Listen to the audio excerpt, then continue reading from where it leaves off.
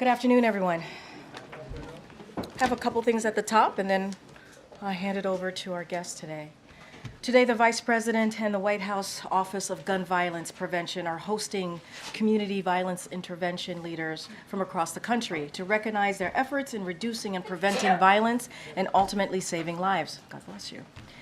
The event is a culmination of a week of activities hosted by the Office of Gun Violence Prevention for Community Violence Awareness Week. Community violence intervention programs are a key piece of the President's Safer America plan and have been shown to reduce violence by as much as 50%. That's why the Biden-Harris administration continues to make major investments in community violence intervention and other proven solutions to end the epidemic of gun violence. The President's American Rescue Plan provided over $15 billion to prevent crime and promote public safety, while the Bipartisan Safer Community Act provides $250 million in funding for community-based violence prevention initiatives. These actions are reducing crime and saving lives nationwide, with homicides and gun violence rates on the decline in 2023. We will continue to work to protect American communities from this senseless violence while calling on Congress to do its job and take further action to implement common sense gun safety measures. And finally, I also want to share a brief readout from a recent visit by senior U.S. officials to Guyana, Colombia, and also Mexico. Principal Deputy National Security Advisor John Feiner traveled to Guyana and Colombia February 4th and 5th, which followed a series of other high-level U.S. visits.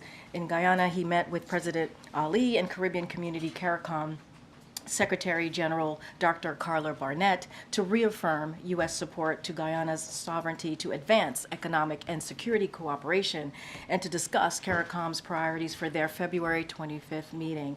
Haiti and Venezuela figured prominently in these discussions, as did Guyana's priorities on the United Nations Security Council. In Colombia, we issued a joint statement following Mr. Feiner's meeting with President Gustavo Petro that covered financing for sustainable infrastructure under President Biden's America's Partnership for Economic Prosperity Initiative, as well as ongoing cooperation on security and migration.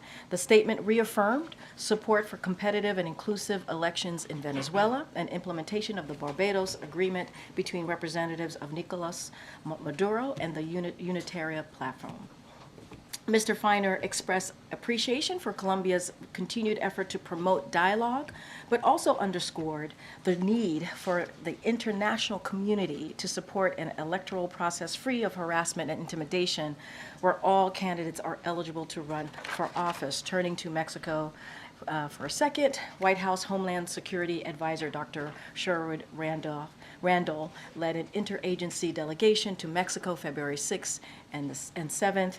She engaged in a wide-ranging discussion with President AMLO, and then separately, our delegation met with Mexico's Security Cabinet, both focused on bilateral and regional issues, including sustained cooperation on migration and joint efforts to promote economic opportunity and development in the Americas. During the fourth meeting of the Trilateral Fentanyl Committee established by President Biden, President AMLO, and the Prime Minister Trudeau, the United States, Mexico, and Canada agreed to 10 joint actions to counter the trafficking of illicit synthetic drugs, including fentanyl and firearms in North America.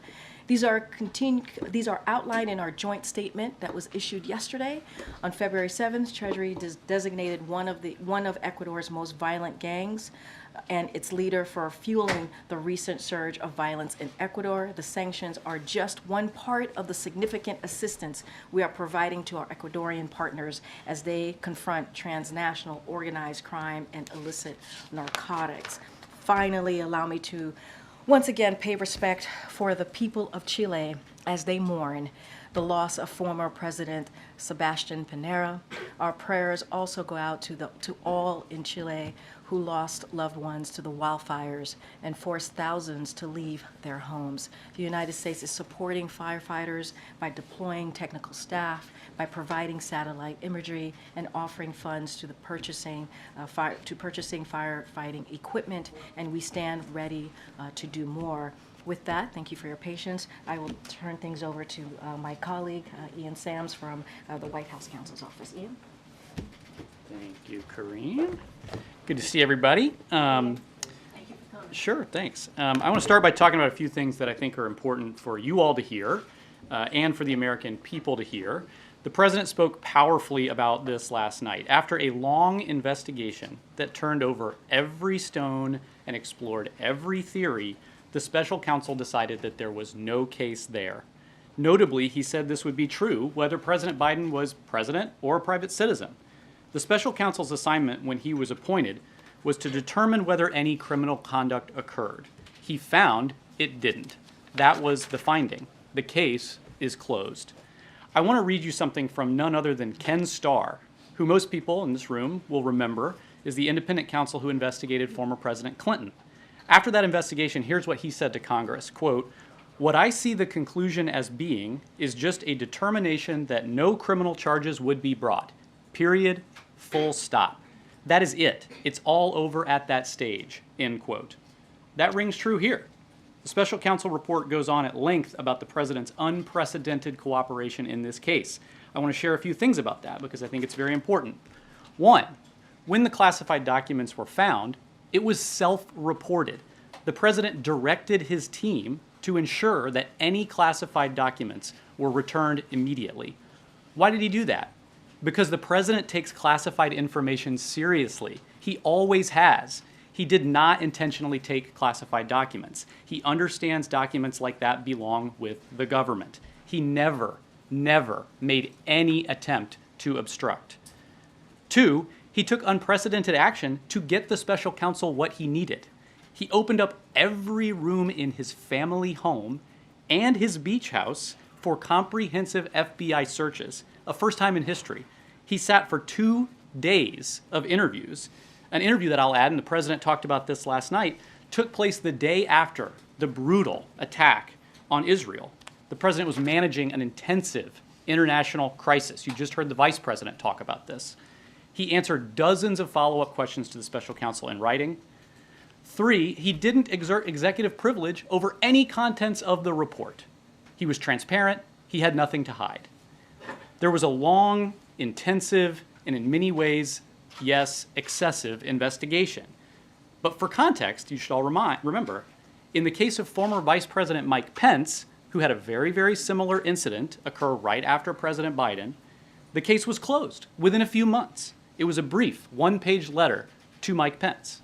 But in this case, there was a 15-month investigation. The special counsel interviewed 150 witnesses. He sought and obtained 7 million pages of documents down to emails about moving trucks during the transition in 2016 and 2017. He spent more than $3.5 million taxpayer dollars exploring every possible theory that he could. And what was the result? He reached the inevitable conclusion based on the facts and the evidence that there was no case here. And this is important to think about in context of how this report is being viewed and by many of you being covered. This is the first special counsel investigation ever that hasn't indicted anyone. Every theory was explored, but the facts and the evidence disputed them. The decision was that there was no case to be made. In that reality, we also need to talk about the environment that we are in. For the past few years, Republicans in Congress and elsewhere have been attacking prosecutors who aren't doing what Republicans want politically. They have made up claims of a two-tiered system of justice between Republicans and Democrats. They have denigrated the rule of law for political purposes. That reality creates a ton of pressure. And in that pressurized political environment, when the inevitable conclusion is that the facts and the evidence don't support any charges, you're left to wonder why this report spends time making gratuitous and inappropriate criticisms of the president. Over the past 24 hours, we've actually seen legal experts and former prosecutors come out and give their analysis. Former Attorney General Eric Holder said the report, quote, contains way too many gratuitous remarks and is flatly inconsistent with long-standing DOJ traditions. The former acting FBI director said he had overseen many cases like this and, quote, You have to have explicit evidence of willful retention of these documents, and that is just not present in this case. The former FBI General Counsel, who I'll add was also the lead prosecutor in the special counsel Mueller investigation, said it was, quote, exactly what you're not supposed to do, which is putting your thumb on the scale that could have political repercussions. That's the assessment of seasoned professional law enforcement officials and prosecutors with deep experience at the Department of Justice. Unfortunately, the gratuitous remarks that the former Attorney General talked about have naturally caught headlines and all of your attention. They're wrong, and they're inaccurate, and they obscure a very simple truth that I want to repeat one last time, since I know it's hard to wade through 400 full pages. 1. The report lays out example after example of how the president did not willfully take classified documents. The report lays out how the president did not share classified documents with anyone. The report lays out how the president did not knowingly share classified information with anyone.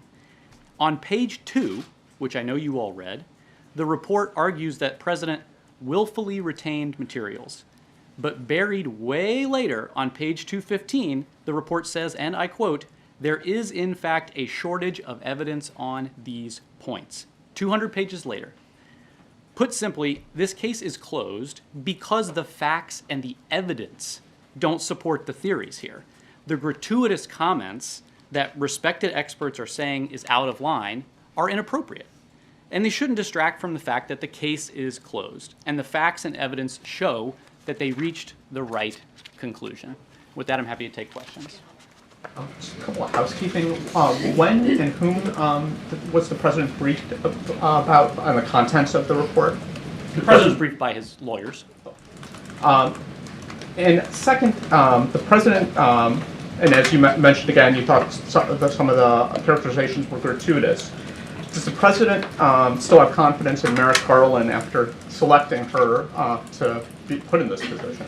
The president spoke to this last night. I can't remember which of you asked him what his thoughts were on the appointment of the special counsel, and he answered that, I think, thoughtfully and powerfully, and I don't really have anything to add beyond what the president said.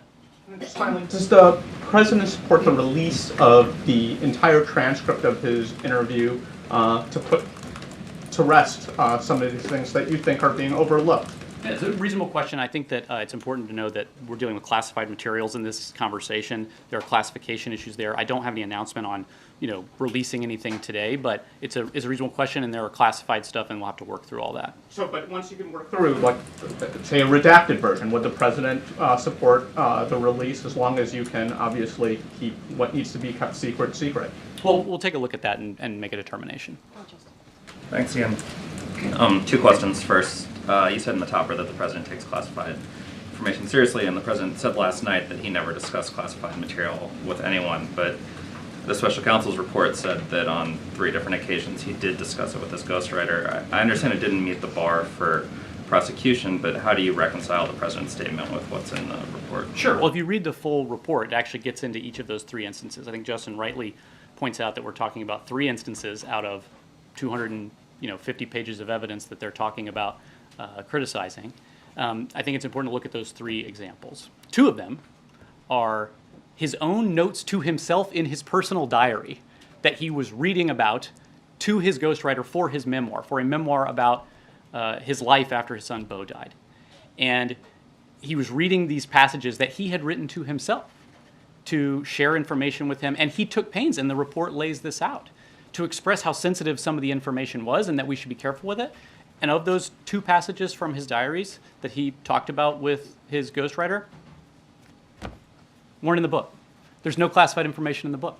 And so I want to just make that point. And the second is there's a kind of an allegation of willfully taking a classified document that he talked about with his ghostwriter. That's false. As the president talked about last night, he was again talking about a handwritten letter that he had sent to President Obama and faxed to him about the Afghanistan troop surge. Like, these are the president's own personal writings, the president's own diary notes to himself. And I think there's an important thing to think about here. There's plenty of historical analogs, the most notable of which is Ronald Reagan, President Reagan, whose diaries very famously became a subject of a lot of attention in the country. And the Justice Department knew that President Reagan's diaries had classified information in them. Knew it at the time.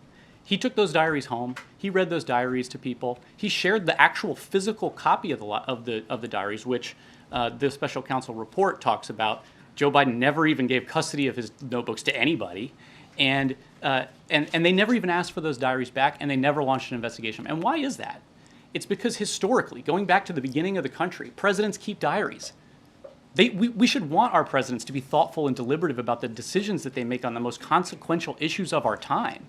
And we have entrusted presidents to be safekeepers of this information, and we have expressed, great gratitude, including many of you in the press, when presidents share through books and other things insights into their thinking and decision making and historical context. And so I think it's lost in the shuffle of all this that the president did what all of his predecessors had done, which was take notes for himself, keep a diary of his own daily life so that he could think back on these big moments of the time.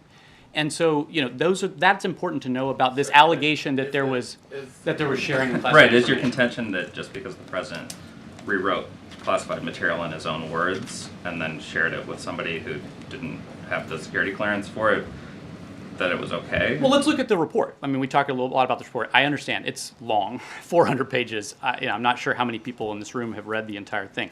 Page 3, which I think is what everybody's asking about and understandably says, quote, Mr. Biden shared information, including some classified information, with his ghostwriter, right? But if you go to page 248, the report says, quote, we conclude that the evidence does not establish that Mr. Biden willfully disclosed national defense information to his writing assistant. That's in the report. That's the conclusion that was made based on the evidence. And there's something else I want to add about this because we've gone back and forth.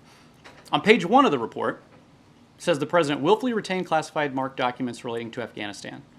But on page 215 of the report, it says, quote, there's in fact a shortage of evidence on these points.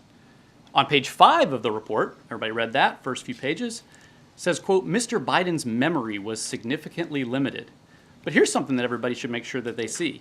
Elsewhere in the report, he says, quote, we expect the evidence of Mr. Biden's state of mind to be compelling, pointing to him providing, quote, clear and forceful testimony. That's his comments on his state of mind later in the report. And so I think it's important to kind of take the report in its totality and understand that in that report, the facts and evidence refute the theories that are floated that they explored. I think maybe we disagree on if he should have used the word willfully last night, but there's one other thing I wanted to ask you about, which is that his attorneys said that they were going to work on a process to make sure that none of this happens again. Yeah. Obviously, there's the potential that this administration has less than a year left, so I'm wondering if you could detail what the timeline is on that, what you guys are considering for that type of process. Yeah, it's a great question. I think that something that this issue a year ago brought to light is that this is a, unfortunately, very common occurrence in our country. The National Archives has talked about how 80 different libraries and collections just in the last decade or so have called and said, oh, we found classified documents in these papers. And they have a process that you're supposed to turn those back in. But then, we had the issue with President Biden. Immediately after that, we had the issue with Vice President Pence. And I think it's important to understand that this is a common occurrence, and the president thinks that we should fix it. Like, he gave all these documents back. He knew he did not, that these governments should be in possession, that the government should be in possession of these documents.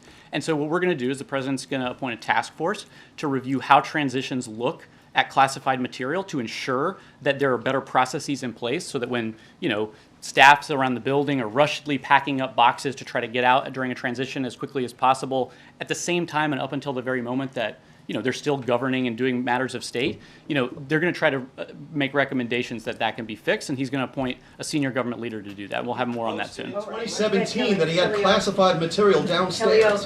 He posted about it. In your advocacy here and in the President's Counsel writing back to Mr. Herr, you're saying that there were gratuitous comments, that there are false pieces of information. How is the American public supposed to process this when we also live in a world where former President Trump asserts that there was a politicized process, that resulted in his prosecution related to classified documents and other things. So for the public, if Democrats and this administration say, trust the Department of Justice, trust the institutions, but you're also arguing here gratuitous political cheap shots and false assertions. How are they to process that? Well, I talked about this actually a minute ago, and I think, when you have the former Attorney General, when you have the former acting FBI director, when you have the former general counsel of the FBI, these are experienced people at the Justice Department who spent decades working at the Justice Department. And they're saying it's gratuitous. They're saying that this is inappropriate, that this is inconsistent with DOJ policy and practice. That's them saying it. We agree. You heard the president speak forcefully about this last night. You heard the vice president speak forcefully about this today. We certainly agree that it's gratuitous. But I explained this a little bit in the opening. We're in a very pressurized political environment. And when you are the first special counsel in history not to indict anybody, there is pressure to criticize and to make, statements that maybe otherwise you wouldn't make. And, I think that it leaves you wondering why some of these critiques are in there. But I think it's also important to just fundamentally distinguish between the prior case that you mentioned. I want to be careful in terms of commenting on that. But the special counsel report goes into great detail about the differences and distinctions there. And I think it's important to understand that the criticisms that you're hearing of the gratuitous comments in the report, which are wrong, frankly, this is being shared by people who have deep experience at the Justice Department. On the many issues related to memory that certainly seem to prompt an angry response from the president and from his advocates, is there anything being done to address that issue in an ongoing way? Obviously, counsel wrote asking for some of those things to be removed. It is potential that Robert Hur could be called before Congress to testify in public. Are there any steps that the administration would take addressing that specific issue? Is it in relation to overall medical physician's report of the president or other things to demonstrate what is the issue with memory, and is it a factor that deals with his capacity to serve? Well, I have a lot of issues with the contents of that question, and Karine's answered a lot about the president's transparency in his medical records and his physical and things of that nature. And I, leave that to Karine to handle. But I'll say, I just read you this. Page 248, or sorry, excuse me. Later in the report, he says, quote, "We expect the evidence of Mr. Biden's state of mind to be compelling," pointing to him providing, quote, "clear and, quote, forceful testimony." I can't explain why the report veers all over the place on this issue. I can just say, and as you've heard from the vice president, you heard from members of Congress yesterday talking about their recent interactions with the president. One, Congressman Goldman from New York, talking about his interaction with the president the day before this interview, when Congressman Goldman was on the ground in Israel, and the long and intensive and detailed conversation they had about what was going on the ground. We just reject that this is true. And I think that it does raise questions about the gratuitousness, and it raises, makes you wonder why that's in there. Thank you, Karine, and thank you, Ian. So you are discrediting some of the findings in this report. You are discrediting some of the observations of President Biden. So why should the American public accept the conclusion that charges weren't warranted? I'm not sure I understand exactly what you're asking. I'm saying you're claiming that much of the report is inaccurate. So why are you so confident that the conclusion is correct? The conclusion has been obvious from the very beginning. It was a long, intensive, sort of meandering investigation that came to the conclusion that in February of last year, everybody knew that this wasn't intentional, that this was an accident, that they were found, and as soon as they were found, the president said, give them back, get them back as soon as we can, and fully cooperate with everything. So he reached the inevitable conclusion because it's the truth. The conduct of the investigation throughout and the gratuitous comments in the report are troubling, and they're inappropriate. But I think that the finding was the obvious one because it's the truth. President Biden blamed his staff largely for the mishandling of documents and where they ultimately ended up. Does the president believe he did everything right when it comes to handling classified material? Well, just look at look at the report. I know it's long, but the report talks about how the evidence is that these were most likely things that were packed up by staff during movements and transitions and things of that nature. So that's reflected by the report. It's not some accusation by the president. It's just true. I mean, you guys know, you guys work with White House staff all the time. We support the principal. That's our job. And the principal relies on their staff to help them with things. And the president said this last night. He talked about how looking back, if he had been more he wished to be more engaged in that process of the packing and the moving things to make sure that things were being done the right way. And I think the most important thing to remember is once it was realized that something wrong had happened, he did everything right to get it back and to fix the problem. What about all the stuff that he talked about that was in his home, in filing cabinets that were either locked or able to be locked in his house? What stuff was he talking about? Classified materials? Well, we talked about, the report goes on at length about this. I'd encourage you to read it. It talks I'm about, talking about what he said last night.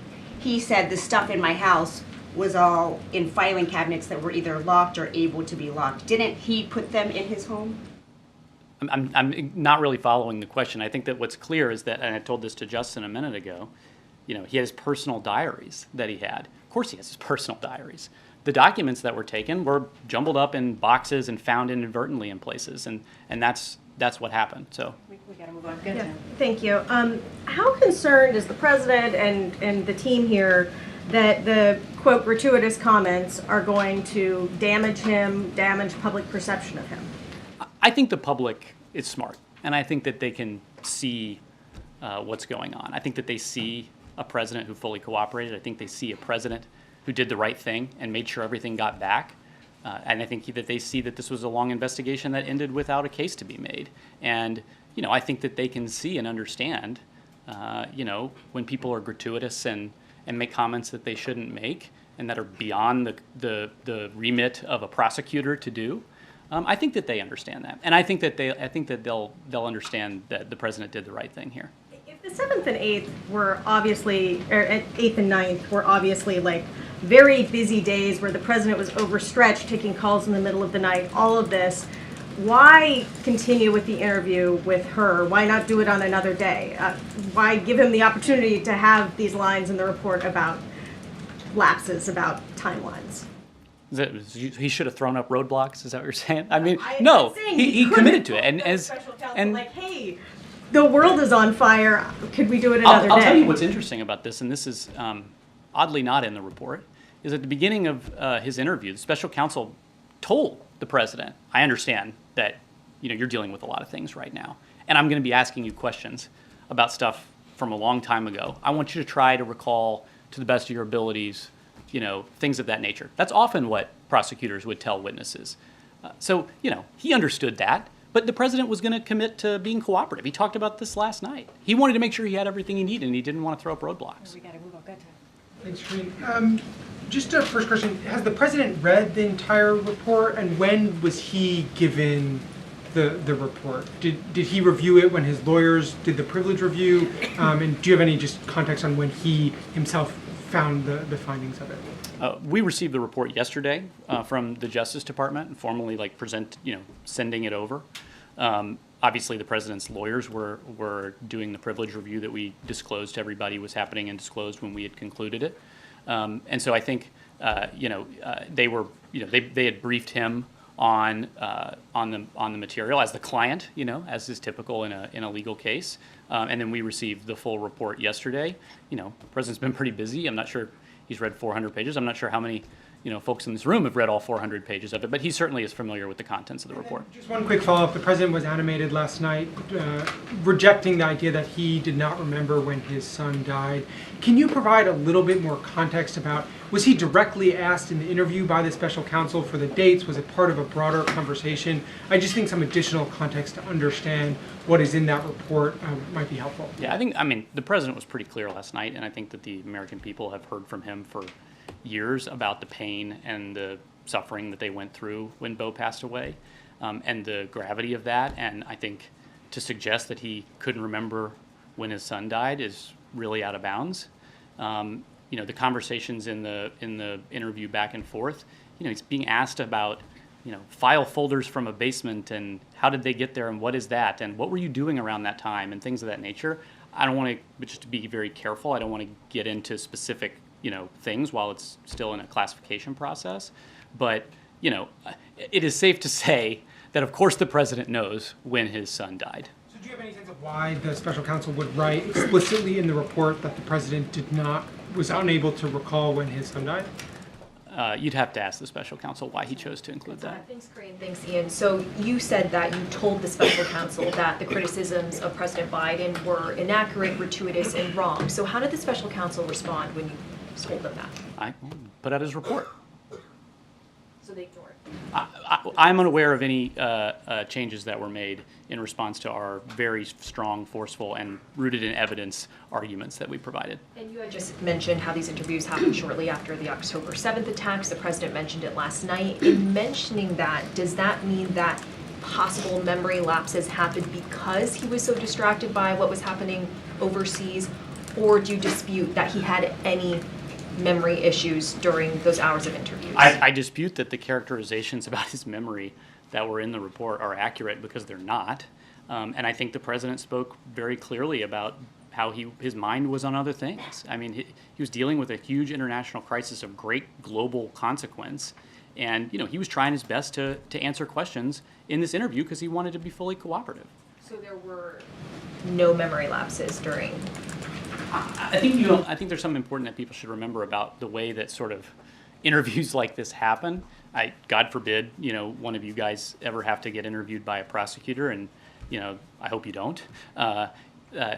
Witnesses are told, as I mentioned by special counsel, to do the best they can to recall or remember things, and they're not supposed to speculate. They want facts. They want facts and evidence, and so I think probably in almost every prosecutorial interview you can imagine that people have said that they don't recall things because that's what they're instructed to do. So I think that's just important context to keep in mind. And just lastly, in September, the president was asked about Trump's classified documents being found in Mar-a-Lago, and he said, quote, "How could that possibly happen? How could anyone be that irresponsible?"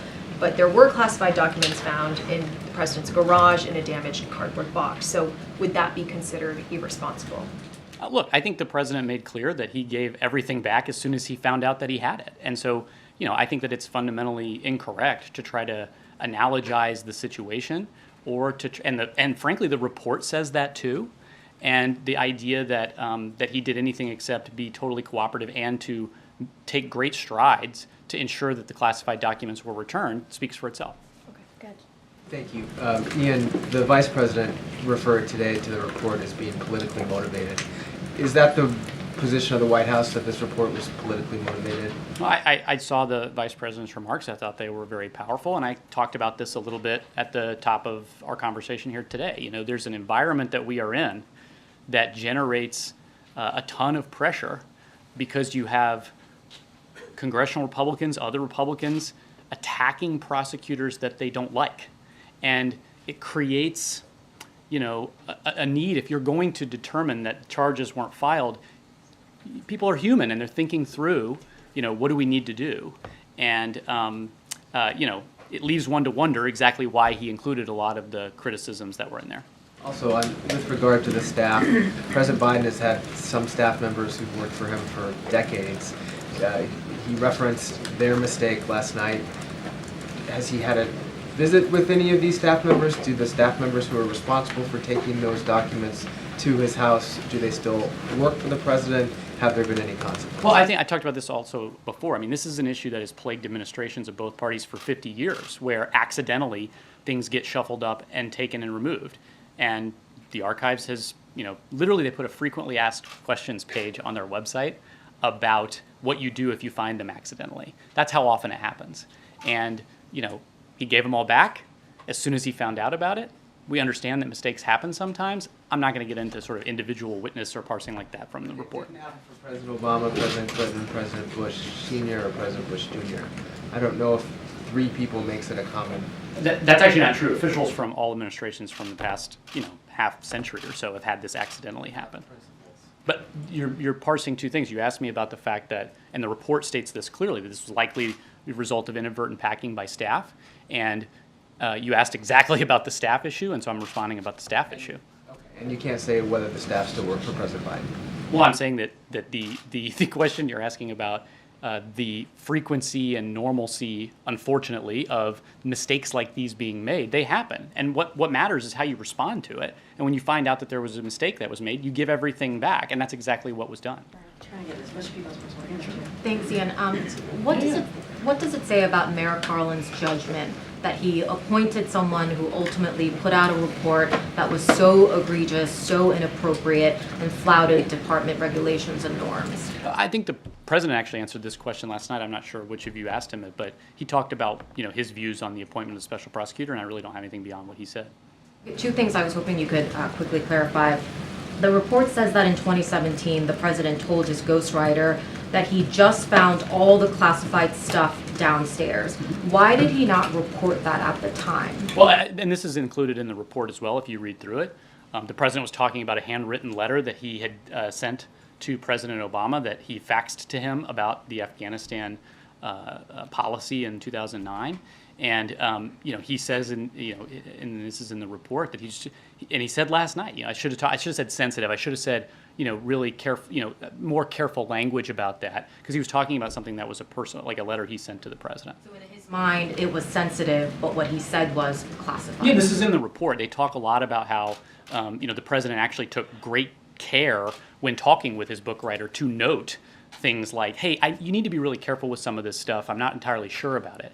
And so I think that that's important to realize, that the report itself actually talks about what care he took with this sort of information as they explore all the theories and go through all the evidence that sort of refutes most of those theories, almost all of those theories, when you think about the judgment that there will be no case in this matter. So, that's addressed in the report. And the second thing, the president also said last night, all the stuff that was in my home was in filing cabinets that were either locked or able to be locked. But the report says that some of the classified documents were in cabinet drawers, while others, about Afghanistan, for example, were in unsealed and badly damaged box sitting in his garage. So did the president misspeak last night? Look, I think the president was responding to a number of inaccurate allegations in this report. We've talked a lot about, Justin asked about the diaries. I mean, this is his personal diaries. Of course, he has them in his house.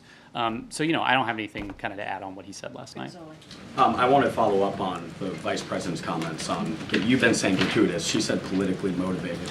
Is it this administration's stance that this report was issued in part, or there was a motive in this issue, a goal with this report to inflict political harm on the president?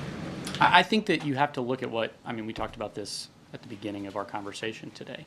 You have a situation where former DOJ officials are talking about the political repercussions of these actions, and that it's incumbent upon the prosecutor to take great care to follow departmental policy, to not criticize unindicted conduct and behavior or characteristics, which we've seen in this case. That's former DOJ officials. But this White House right now, is it the stance by this White House that this report was issued in part with a motive and a goal to inflict political harm on the president? I heard the question the first time, and I have nothing to object to in what the vice president said. I thought she was powerful and forceful. But also, just to follow up, I'm sorry, this administration, as you said that Republicans have often attacked prosecutors, independent systems, and you said that's created an environment where, if I've interpreted this right, there is an incentive by the special counsel to include some of this language. But often I've heard from Democrats and this White House say that those attacks against independent systems can also sow distrust with the public and those independent institutions. By saying that this is politically motivated, not just gratuitous, but politically motivated, does this not also sow distrust with the public? I reject that. I reject that question. You see this, and it's in the report, the letter that the president's lawyer and the White House counsel's office sent to the special counsel to talk about the Department of Justice norms and policies that they see as being violated by some of the comments and remarks made in the report. And so, I think that that's a false equivalence kind of question, because what we have argued and what we continue to say and believe is that you're not supposed to make these sorts of things according to Justice Department policy. The president, when he ran, and you guys all know this because you heard this, talked about how important it was to restore the rule of law.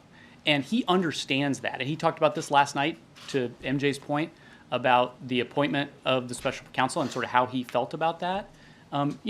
This is a president who is committed to restoring those norms. And I think when we object to some of the gratuitousness in the comments that you're asking about, and you hear me talk about the former Attorney General and other people who've made those comments, they are criticizing that this does not follow those norms. Do you think it was politically motivated? Yeah, I know, we gotta keep going. With respect to the portion of the video in the transcript where he was asked about his time as vice president and about Beau Biden's death, why not release those parts of the video? Those aren't classified. It's a transcript we're talking about, and I already addressed this with Justin. Okay, so what you're saying is this wasn't a video, there's not tapes that you can release of that? I was just responding. I think that the question is about the transcript. Okay, and as far as former Attorney General Holder is concerned, you referenced him and the normal DOJ review process. He brought that up in his tweet as well, or his ex-posting. What part of the normal DOJ review process is the White House saying was violated or bypassed in some way? Well, there's actually, it's an interesting question. It's a little in the weeds, pardon me, but the special counsel regulations that exist at the Justice Department govern the process that is supposed to happen here. And the Justice Department has its own sort of manual of procedures. And, you know, as you've heard from those experts, you're not supposed to sort of criticize unindicted conduct when you're making these determinations. Okay, Phil in the back. Thank you. A follow-up and then a separate question. You said a moment ago that the president was responding to inaccurate information when he claimed last night that all the stuff in my home was behind locked filing cabinets. Is he entirely clear now, at this point, where all the documents were discovered? And does he now know that his statement about locked filing cabinets is false?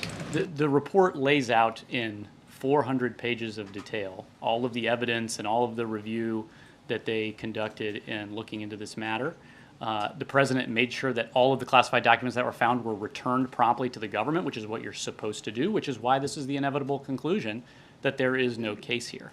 And that's not what I asked, though. Does he know that his statement yesterday that all the documents were behind locked cabinets was inaccurate? Is he clear in his mind? I know that last night was perhaps, stressful, confusing environment, but does he now? I understand what you're trying to ask, Phil, and I think that I've answered the question.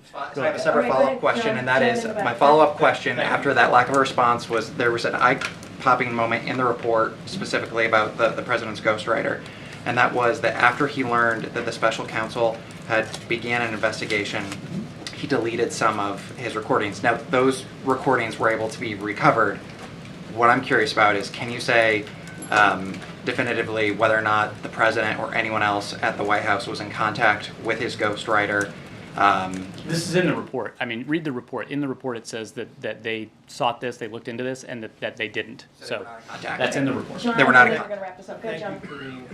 Ian, thank you so Sure, much. yeah. 2 questions. Just for clarity, you're from the White House counsel's office, Correct. But you're not a lawyer, correct?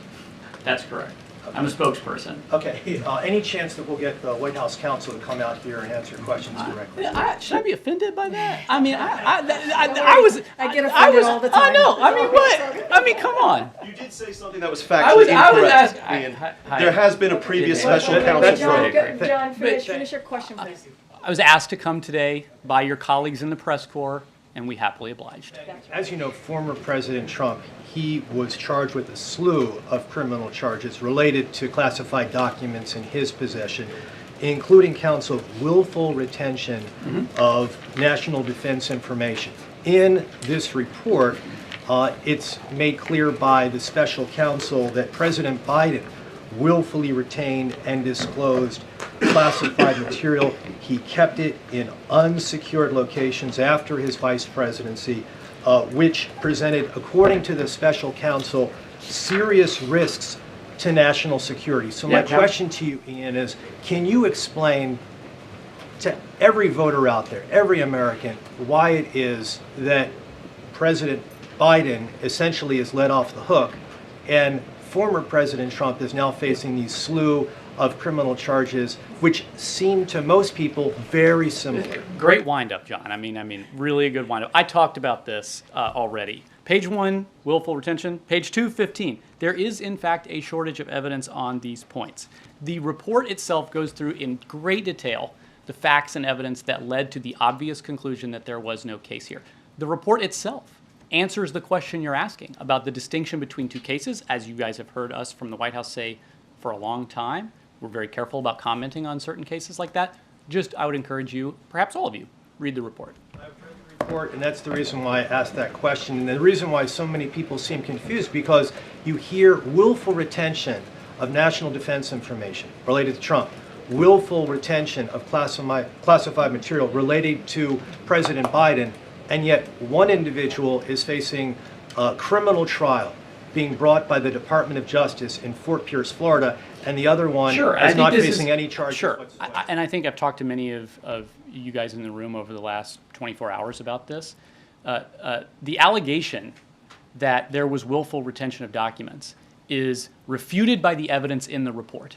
And the conclusion was made directly that the evidence does not support that claim. He explored the theory. It's in there on page 2. Everybody focused on it. I'm exploring the theory of willful retention, but that the evidence as a whole was insufficient because that's not what the facts show. Thank you so much. Thanks, Karine. Really appreciate it, guys. Thank you. There was a previous special counsel probe that did not result in indictments, by the way. The Ham-Jordan case. Okay, thank you. I would say refer to the White House special counsel, and now, not special counsel, but legal counsel. They're here. They came. Okay, go ahead, Almer. Excuse me. 2 questions just following up on comments that the President made last night. President Biden called the military operations in Gaza over the top. And this comes after the White House has pretty consistently defended Israel's conduct. What's changed, and what exactly did the President mean by over the top? Yeah, so first of all, I would say nothing has changed. His position hasn't changed. I don't think his messaging has changed. We don't think his messaging has changed. He doesn't believe his messaging has changed. This isn't something, the first time he's done so, what you heard from him yesterday. Look, the President made it very clear in his comment that he was obviously talking about Israel's conduct in Gaza, and he's been clear. He's been clear that the United States wants to see Hamas, a terrorist organization, defeated. He's been very clear on that. That is a shared goal that we have, obviously, with Israel. But at the same time, while we have said that, we have been also very clear, the President has been very clear, that they must do so by ensuring that their operations are targeted and conducted in a way that we are protecting innocent civilians. And that is something that we have been incredibly consistent about here in this administration. We want to make sure that we are also protecting innocent civilians. So that is what the President was speaking to yesterday. He was asked, obviously, a direct question, and he answered that. Okay, and then just, secondly, the President last night bristled against the fact that many Americans have concerns about his age. I think to a question of one of my colleagues, he said, that's your judgment, suggesting it's the media's judgment. There's no shortage of published polls that suggests Americans have concern about his age and stamina, and it's been put in all sorts of different ways. So is the President out of touch with what Americans feel about this issue? So, look, obviously when it comes to the report more broadly, you just heard from my colleague, Ian Sams, that part of the report we don't think lives in reality, and that's what he was speaking to, where comments were made in that report about that, obviously about his memory that we don't believe lives in reality. And no, I'm going to answer your question. Just give me a beat. I'm going to answer your question. When you have a president that has been one of the most productive, if not the most productive and effective presidents in modern time, that you would assume is a president that is indeed in touch with where the American people are, right? That would assume that the president understands what's going on around the kitchen table when Americans are sitting around the kitchen table trying to figure out how are they going to deal with the economy? How are they going to deal with health care? So in our opinion, in my opinion, he is very much in touch with what Americans are feeling out there as it relates to lowering costs, as it relates to making sure that we beat Big Pharma. This isn't the president who understands what the American people are feeling. Look, as it relates to his age, as it relates to what has been said in this report, it is something that we don't believe lives in reality in the sense of this is a president. I've known this president since 2009. I've known this president. He has been not just my boss, but a mentor to me. And no one in this building would say that what we saw in this report about his memory. Everybody sees somebody who works very, very hard, has spent hours with him, understanding exactly where the American people are and what they're feeling, and also how to deliver on those critical, important issues to them. Your argument on the report and the assertion that it's gratuitous is well taken, as well as what you believe is his performance. I get that. Yeah. But he seemed to be playing with a different set of facts. The facts are that this is an issue that Americans are concerned about. And he's saying that it's just the media's judgment. Right, but he's also joked around with all of you and talked about and said some things about his age in a way that he understands where people are. He actually said that when in his answer. He has also mentioned his old pal Jimmy Madison. Right? He gets it. He gets how he's viewed. He gets what people see and what's written about him and what the American people also see. But there are other things to note. Right? McCarthy, when he was speaker, said that he has found the president mentally sharp in meetings. You know, there are stories like that from, as they're saying it quietly, privately, House Republicans and other Republicans in Congress. But there's reports from all of you who have said that they have interviewed some of these folks and have said the president is sharp. The president, when they have a conversation with the president, he understands the issue. I mean, we saw it at the last State of the Union. He was able to negotiate while giving a very important speech, about 90 minutes, to the world. Millions of Americans watch as he was able to negotiate with House Republicans in the room. So people see that also for themselves. They also see that for themselves as well. So does the president feel that this is the result of Americans being concerned about his age is just based on a media narrative and it's not based in reality? What I'm saying is that he understands what people may think. He's actually joked about it. He actually has joked about it, saying Jimmy Madison and have said many other things. He says, I know people think I'm 40 years old. Like, he's made jokes about it. So he gets it. What I am saying in front of you today is that he has results. There are results. His record, the data shows that this is a president that gets where the American people are and has delivered in that way, whether it's the economy, whether it's healthcare, even on the global stage. What other leaders have said about him, right? What he has been able to bring leaders together, more than 50 countries, to deal with a war, to be very clear, in Ukraine, where the brave people of Ukraine are fighting against Mr. Putin's aggression. So world leaders see it. Leaders on the other side of Pennsylvania, whether it's a Republican or Democrat, see it. And so that matters as well. And that's what we're trying to say to you as well. It is that we have seen and we have heard from others that this is a president that has delivered, and this is a president that's going to continue to do so for the American people. Go ahead, Celine. Thanks, Karine. You've downplayed concerns about the president's memories in situations where he's mixed up certain things. You've said it happens and it's common. But yesterday we saw the president, again, have a mix-up with the president of Egypt, with the president of Mexico. So how do you explain that? Is it not valid that voters would have these concerns? Look, what I would say is this. That this is a president that has had relationship with world leaders for more than 40 years. He has. And at times, and I even said this yesterday, has he misspoken, as many of us do. I've laid out some examples of even Speaker Johnson just on TV, on Meet the Press on Sunday, who said he supports Iran when he meant to say he supports Israel. It happens. It truly, truly happens. In that same answer that he gave, he actually gave an incredibly detailed answer on the overlapping dynamics in the Middle East as he was responding to the question that he received from one of your colleagues. And look, I want to quote one more person, as I've been quoting folks today. Yara Rosenberg at the Atlantic said, Biden has gaff names his entire career. His entire career. It is not uncommon that he has done that, like many of us do.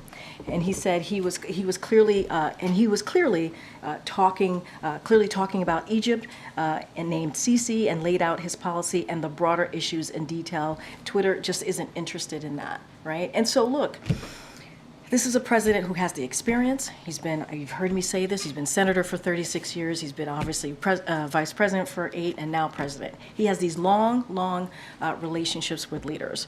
I think what's important here is to remember is that when it comes to the essence of the issue at hand, he understands that and has dealt with that probably, better than any modern day president because of the record that we have seen, because of what has presented in front of him as we look at what's going on in the world, what's going on in Ukraine, what's going on in the Middle East. How did the president react when he first saw the report? I'm not going to get into private discussions, private conversations with the president. And just to follow up quickly, I think Justin had asked this before, but Ian Sams was making this argument that these are notes that he was reading from his own personal notes, from his own personal diary, but that can still be classified information even if it was stuff he had written to himself. So is the White House disputing that there was classified information there? So look, I'm not going to get into, Ian spent a good couple of minutes going back and forth and answering that question. I don't have anything else beyond what Ian, my colleague, shared here. I think the bigger picture here is that the case is closed, and I think that's what the American people also should know as well. And so I'm just not going to get into details from here. Okay. Thanks, Karine.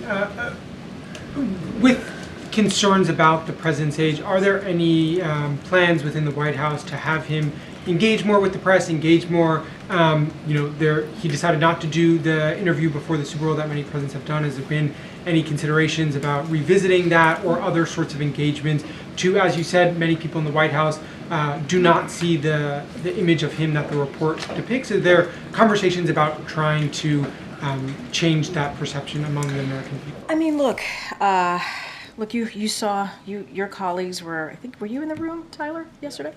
Your colleagues and yourself were able to see the president and ask questions yesterday. He did that, I believe, if not the day before yesterday, he did that a couple of times this week, I think about 3 times, engaging with the press. It's just something that he does pretty often. And we're going to try and obviously pick moments. He's going to, on his own, have moments where he's going to want to walk over and talk to all of you, as he's done many times before. We're going to continue, obviously, to your question, yes, we're going to find many different ways to engage with the press. That's something that we think is very important. It's important to take your questions. It's important to hear from all of you and hear directly what's on the mind of the American people, as well as what we believe is on the mind of the American people, and take questions. So that's not going to change. I don't have anything. But I'm just wondering if there's been more conversation in the White House in the last 24 hours about a sense of urgency to try to get the president. I hear the question, but he literally took questions from all of you 3 times this week. 3 times. Once when we were on the broad. But just more broadly about getting the president out more to try to combat the idea that he has memory issues and is a. No, but Todd, I hear your question, but we literally did. I was on the road with the president from Thursday last week until Monday evening. We went to Detroit or Michigan. We went to Michigan. We went to California. We went to we went to Vegas. The president has been out there, and that's something that we're going to continue to do. And so he wants to be out there to talk directly to the American people. You hear us say that all the time. And you've seen him do that throughout the month of January. And now, obviously, we're in February. We're going to continue doing that as we have been for the last 2 to 3 years. It's not going to stop. Okay. Thanks, Karine. A question about Israel. Has he communicated to Prime Minister Netanyahu that he believes his response has been over the top? Is that language he has used in their discussions? I mean, look, we have read out we've read out conversations that the president has had with the prime minister. The president has always been clear with the prime minister. I just don't have anything beyond that. What he said yesterday, what the president said yesterday, he's done before, in saying very clearly, obviously we believe that Israel has a right to defend itself. Obviously we believe we are in agreement that a terrorist organization, they have to make sure that they deal with this terrorist organization that on October 7th, terrorized and killed more than 1,200 people. That is a reality. But at the same time, the president has also been clear that their military operations need to be done in a precise way, in a more targeted way. We need to protect civilians' lives. And so, that has been the case. Now, in the broader scope, the president has been working with his team to make sure that we have another humanitarian pause. We understand how important that is to make sure we bring those hostages home to their friends, to their family, to their loved ones, and also get that really critical, important humanitarian aid that's needed in Gaza, get that in there. And so that's been the president's position. Nothing has changed there. Can you clarify whether there's been any change in White House policy with regard to tying aid for Israel to its actions? I don't have any change of policy to announce to all of you. Since my colleague referenced a question that we asked last night, the question was about voters having concerns about the president's age, and his response was that that was my judgment. It was obviously making a reference to public polls that are out there that indicate that voters do have this concern. So does the president not believe that many voters have this concern about his age? I mean, the president's talked about it. He's joked about his age, right? He has joked about his age, understanding what voters might think. He has. He's done that pretty often. I think I think the other thing that we want to make sure that you all understand is that this is a president that also has delivered for the American people. That is a fact. That is something that we see in the data. That is something that we see in the policy, whether it's a bipartisan legislation that we've been able to get through that people didn't think we would be able to get through, whether it's as it relates to like infrastructure or the Chips and Science Act, real things that American people feel. And for him, that's what he believes is important to focus on, is what the American people need in the sense of issues that matter to them. And that's what he wants his focus to be. That's what we want our focus to be as well. That's what we're always trying to communicate with all of you. But he jokes around about it all the time. He makes jokes about his age all the time. I'm just asking for clarification on why the fact that we brought up that concern prompted him to say, this is your judgment. As though there isn't because that shows that voters do have that concern. Well, I just stated moments ago, it is your judgment, right? In the sense of like that is not what we see, right? When we see what it wasn't my judgment. But meaning more broadly. I'm not talking about you specifically. Yes, more broadly. I'm just right. asking, does the president believe and understand that that is a concern that voters have? I already said he understands. That's why he makes jokes about it. He understands that. But what we are trying to say is our judgment from here, what we see from this president is a president that is zeroed in and focused on the American people. When we see him working, he is focused. And we don't see what, for example, all of this was brought up by the report. We do not believe that part of the report lives in reality. And that is what we're speaking to. That is what we're talking about. Do you think there's any risk to the president sounding like he's dismissing that concern when he has that kind of reaction to a question like that? Look, the president is going to obviously speak for himself and lay out what he thinks is important to talk about as it relates to the American people. When he wants to talk about the economy, he wants to talk about healthcare. We are talking this week about gun violence, right? How do we prevent gun violence, which is an issue that is incredibly important to communities across the country. When you think about gun violence being an epidemic in this country, those are the things that he wants to focus on. Those are the things that he wants to make sure that the American people understand what we're doing to deal with those critical issues. As it relates to his age, he makes jokes about it. He does. You hear him make jokes about it all the time. He gets it. He gets it. But he also wants to make sure that we are talking about the issues that, and I talked about this almost starting this, the briefing here, is what people really care about when they are sitting around their kitchen table. And that matters. We believe that matters as well. Okay, Francesca. Thanks, Karine. Picking up on Tyler's line of questioning, why wasn't there a 2-2 today with the German chancellor? Look, we always find different ways to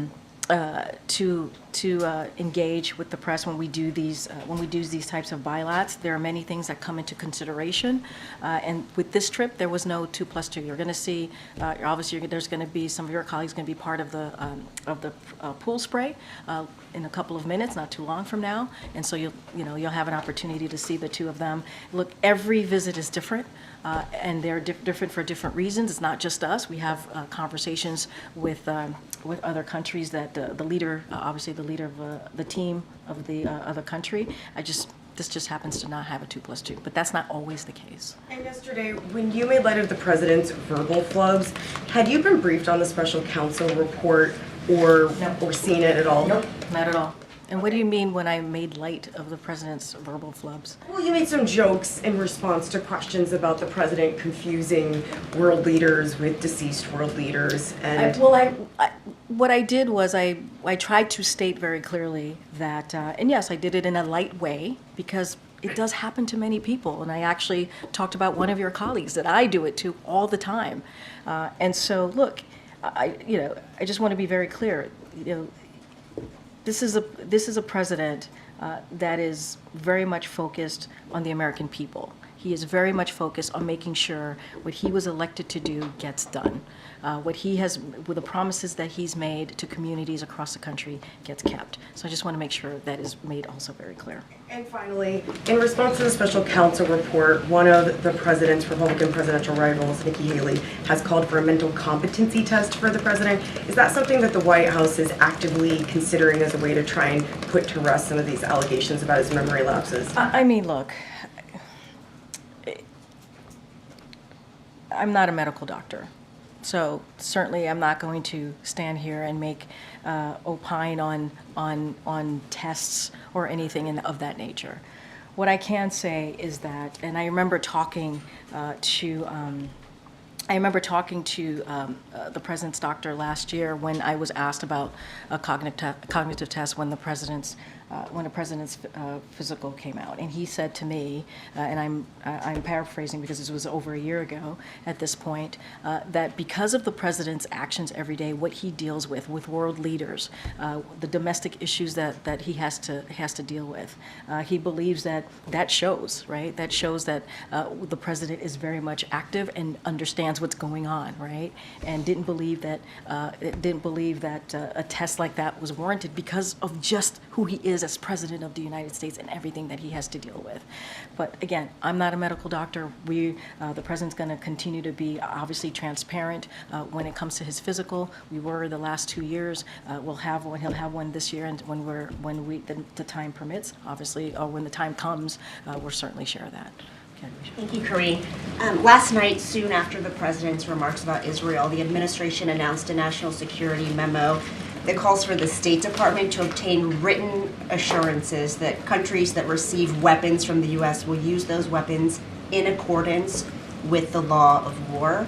Jake Sullivan, Kirby, others have previously said that the U.S. already requires those assurances. So why did the administration feel the need to formalize that and ask for it in writing now? So look, so this memorandum that you're speaking of, it emerged in part with our discussions with members of Congress, so this obviously memo came out yesterday, and so it's called the National Security Memorandum. It outlines the standards that countries must adhere, as you just laid out. But I also want to be clear: there are no new standards in this memo.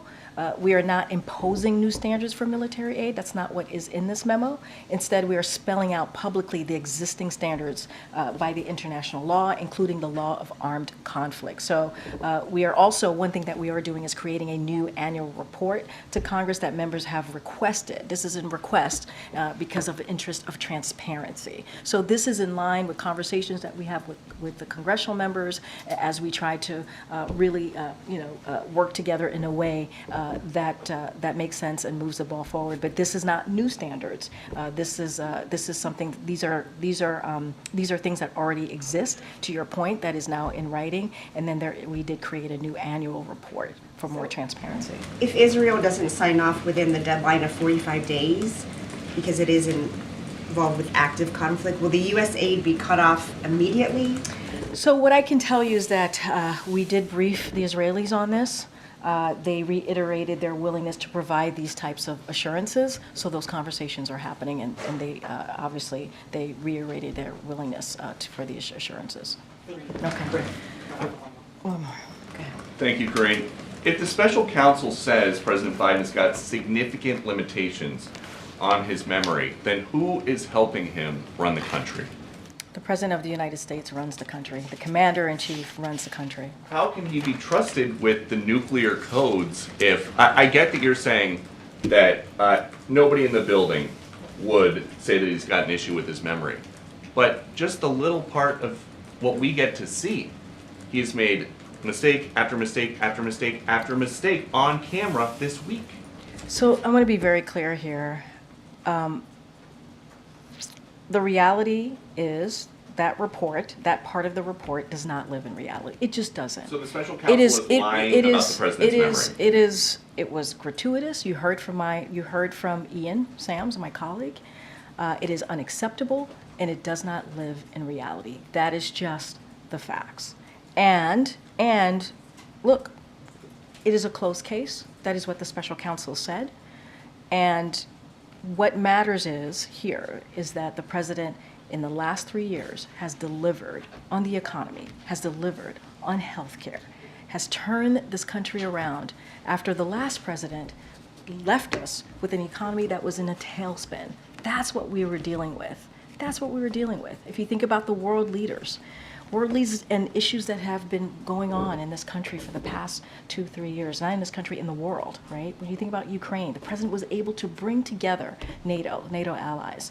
They have been the strongest than they've ever been, and make sure that we are providing what Ukraine, the brave people of Ukraine, need as they're fighting aggression, Putin's aggression. And that is what this president has been able to do. His experience as former senator, as former vice president, and now president, has gotten us to a place where we've been able to turn things around in a way that we meet the needs of the American people, whether it's domestic issues or national security issues. And that is what matters. That part of the report does not live in reality. Bye, everybody. Have a great weekend. When can we talk to the president's doctor?